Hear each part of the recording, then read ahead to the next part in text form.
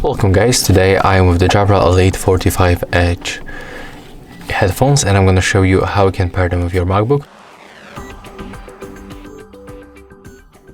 So the first, we have to focus on the right one and we have to find these buttons, actually this one.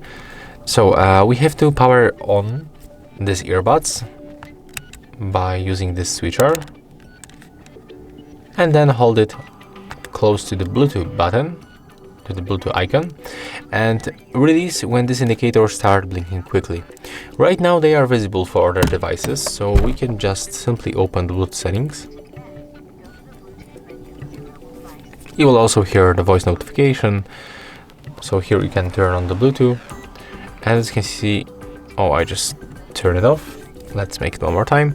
As you can see, after a few seconds, the Jabra Elite 45H headset will appear right here, so we can just click connect, and after a few seconds we will be definitely successfully connected. And there it is. As you can see, the connection status has changed to the connected, and that's how we can make it step by step. If you find this video helpful, just remember to leave a like, comment and subscribe.